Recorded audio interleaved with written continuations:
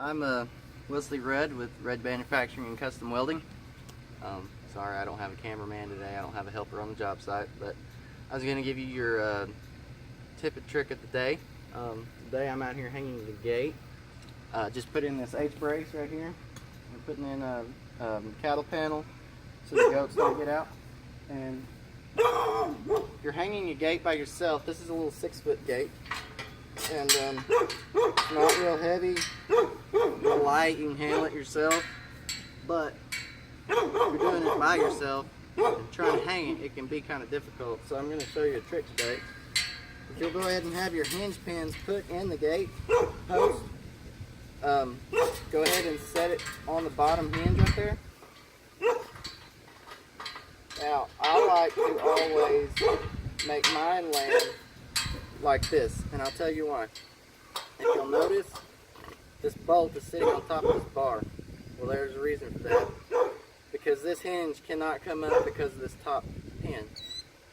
And if you put that where that bolt is on that bar, it can't go down either. So once you clamp this down, this is not going to go anywhere. That means your gate's not going to sag, it's not going to move.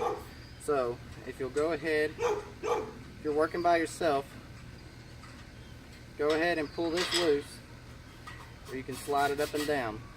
Now you could do it the old way, pick it up if you have a really heavy gate, and then you got to try to figure out how to get your bolt in and everything. No. What we're going to do, get it down, slide that down, and loosen this nut off. What that's going to allow you to do is push this pin in. Push the pin in, it gives you a little bit more play too. Push the pin in, then take your bolt, see, and you've got plenty of slack. Now, these are some really long pins right here that go in this gate. I couldn't find any shorter. I wanted some that were about this long instead because I had to cut the excess off. But you'll notice, now then, even if it's a light gate, you just pick it up and you thread your nut in. But if it's more of a heavy gate, you just take your wrench and you work this up, and that'll pull this gate up. So I'm going to do it the quick way right here, since I'm on video, save y'all some time. I'm going to suck this up. Now then what you're going to do is you're going to take this level, you're going to put it on the gate. Now our bubble's out. We got two options here. We can either suck this pin in or we can push that pin out. Well, judging from the distance that I have on the other end, which I probably can't see, I'm going to kick this out. So I'm going to take a wrench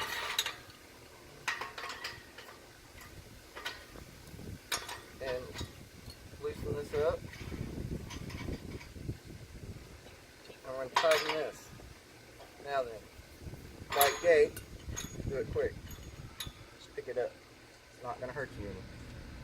So that still didn't do it. So now we're going to suck this end up. Looks nearly perfect. Now remember, there is, with these pins for sure, there's a lot of slack in these pin holes, in these hinge holes.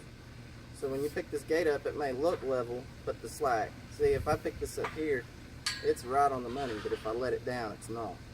So we're going to take it in just a little bit here to account for the slack, and we are pretty close right there.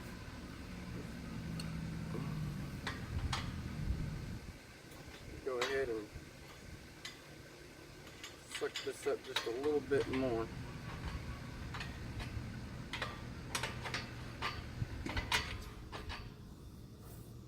We're in the lines. We should be pretty good. The next thing you want to do, after you get your pins where they're somewhat straight, then take your hold back. Put your hold back on there. Suck it up. Try not to suck just one side or the other up because you will change the pitch of your gate. But still need to suck it up fairly tight. It's starting to egg the post there, so that means we're done with that one. Do the same thing on the bottom. One nice thing about having some pins that are a little bit loose is it does give you a little bit more play. It makes it a little bit easier to operate the gate. Now then, done with these, drop them back down your post. It's a handy spot. Now take your level, put it on the side here. You want to make sure that this gate is plumb. So it's pretty close. The way you do that, leave this bolt loose and tap it the direction you need it to go to make it plumb again. Because the reality of it is, the chances of you getting this pin and that pin exactly dead on to where it's completely level or completely even with the post, and the chances of you getting that post completely dead on are not that great. Well, if you don't do this, when you open that gate, it's going to swing one direction, it's going to hang. You go the other way, either way, it's going to swing and it's going to hang, or it's not going to stay shut. This gate, if I leave it sitting here, it's going to sit there. It's a really light gate, so the chances of it moving on its own are not very great anyway. Take your 9/16 socket, it's usually what size these are. Once you get it plumbed up, suck this up. Don't be afraid to crank down on it, but you don't want to egg the tubing very much. This is some really thin gauge tubing. So that's it, you're done. Now you have a gate that swings.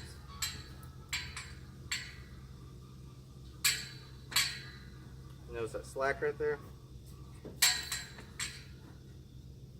Those pins have a lot of slack in them.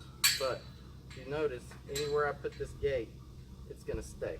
Like I said, part of that's because it's such a light gate, but it's also because I hung it right there. So, come over here and I'll show you what I'm talking about. Make sure that your bubble is on plumb with your gate. The same thing up here. This way is just a hair off of center, but it's still in the lines. It's not going to hurt anything. So that's how you do it. At Rudd Manufacturing, we do all kinds of custom welding and manufacturing. I'm working on this fence for this yard right here. You see my Hoosier pole, if any of y'all have seen that video. That was one of the things that I did. So we're going to complete this fence down here, and we're going to make a temporary fence to that shed. They're going to move it eventually. And but that's how you hang a gate by yourself, quick and easy. The proper way to hang the gate, the easiest thing to do to cut your holes, I drilled these holes, you can cut them also. The easiest thing to do, and this applies for wood hinges too. Get your bottom hole established where you want it. Find where you want that hole. Now remember, this is going to sit on top of this pin. Don't ever put both your pins sticking up. Don't ever do that, because then all you have to do is lift the gate off the hinge pins. It does you absolutely no good. Always make them where they face down on the top and up on the bottom. That way the gate can't just come flying off. So easiest thing to do is get this hole established where you want it, then measure up off of here, mark the bottom of this hole right here, and then you can go up and you can drill it where you need to, or cut it. If you cut it, it's easier because you just outline the hole where you want it. So that's how to hang a gate the right way.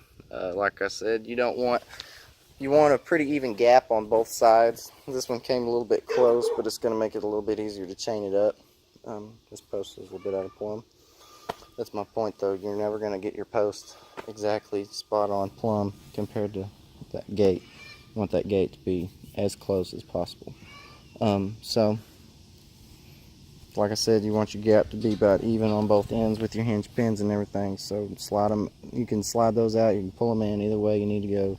Makes it a free floating gate, makes it pretty easy to deal with. So like I said, I'm Wesley Rudd, Rudd Manufacturing and Custom Welding. We have mobile rig, we do mobile welding, on-site welding, emergency repairs. We are located in Tyler, Texas.